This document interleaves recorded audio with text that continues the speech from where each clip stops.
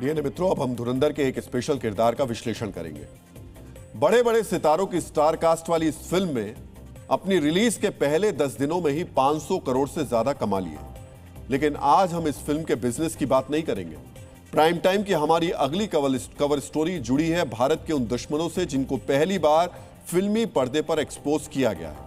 आज हम आपके सामने देश के इन्हीं दुश्मनों की सच्ची कहानी बताने जा रहे हैं। धुरंधर फिल्म में कराची के खनानी भाइयों यानी जावेद और अल्ताफ खनानी की कहानी दिखाई गई है।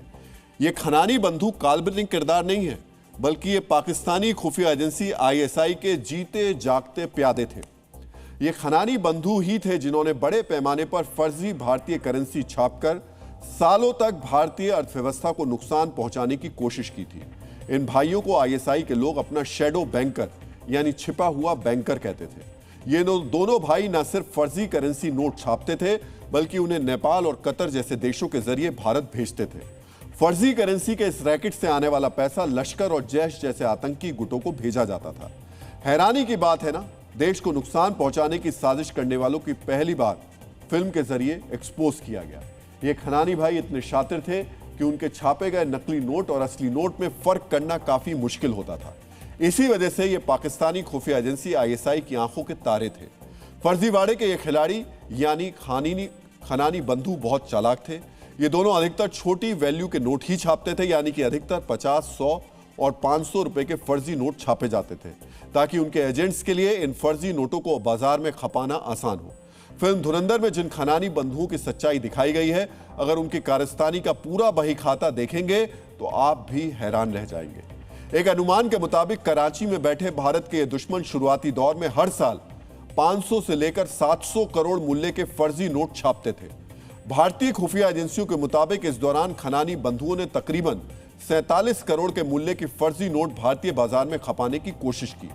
भारत में बड़े पैमाने पर फर्जी नोट भेजने की वजह से ये दोनों भाई आईएसआई के लिए बहुत ही अहम हो गए थे और आईएसआई की तरफ से इनको सिक्योरिटी भी मुहैया कराई जाती थी। पाकिस्तान में इनके फर्जी नोटों को सुपर नोट भी कहा जाता था।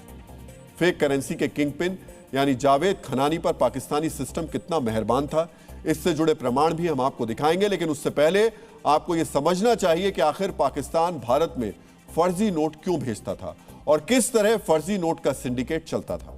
आमतौर पर भारत में जो फर्जी नोट आते थे उन्हें खरीदने वालों को भारी डिस्काउंट मिलता था, यानी नेपाल और बांग्लादेश में मौजूद एजेंट्स को 500 के एक फर्जी नोट के लिए सिर्फ 200 रुपए देने होते थे। यही एजेंट आगे भारत में नकली करेंसी फैलाने वाले लोगों को 500 का एक नोट 300 रुपए में देता था, यानी एजेंट को हर 500 के नोट पर 100 रुपए का फायदा होता था और जो शख्स इन नोटों को बाजार में खपाता था उसे एक नोट पर 200 रुपए का फायदा होता था। यानी नगर नेपाल में बैठे एक एजेंट ने दिन में 1000 नकली नोट भी निकाल दिए तो सीधे 1 लाख रुपए का नफा होता था। जरा सोचिए, एक दिन में 1 लाख, यही वो लालच था जिसकी वजह से भारतीय गुंडे बदमाश इस काले धंधे का हिस्सा बनते थे। पाकिस्तान से भेजे गए नकली नोट जिन लोगों के व्यापारियों को मिलते थे उनके लिए ये सिर्फ कागज के टुकड़े थे और अर्थव्यवस्था में ज्यादा नोट हो जाने की वजह से महंगाई बढ़ने की आशंका में इजाफा हो जाता था। डीएनए मित्रों, भारतीय करेंसी को नुकसान पहुंचाने के इरादे से ही पाकिस्तान ने फर्जी करेंसी का आतंक फैलाया था। कहते हैं कि पाकिस्तान में जिसके भी सिर पर आईएसआई का हाथ आ जाए उसे कोई छू नहीं सकता। खनानी बंधु आईएसआई के प्यादे तो थे ही, साथ ही साथ इनके रिश्ते पाकिस्तान के वर्तमान राष्ट्रपति आसिफ अली जरदारी की पार्टी पीपीपी से भी थे। इसी राजनीतिक संरक्षण की वजह से खनानी बंधुओं पर हमेशा पाकिस्तानी सरकार की मेहरबानी रही। 2008 में एक मुकदमे की वजह से इनका लाइसेंस कैंसिल किया गया, लेकिन 2011 में इन्हें दोबारा लाइसेंस मिल गया। जावेद और अल्ताफ खनानी ने दुबई जैसी महंगी लोकेशन पर 85 संपत्तियां भी खरीद ली थी, लेकिन आखिरकार लालच ने इन दोनों को पूरी दुनिया के सामने एक्सपोज कर दिया। अब हम आपको भारत के इन दो दुश्मनों की वो कहानी बताने जा रहे हैं जिसकी वजह से फर्जी नोट के इस पाकिस्तानी रैकेट पर लगाम कसनी शुरू हुई। गुनाह से आने वाले पैसे के लालच में जावेद और अल्ताफ ने मैक्सिको और वेनेजुएला जैसे देशों में मौजूद ड्रग गैंग्स के लिए हवाला से पैसे का लेन देन शुरू कर दिया।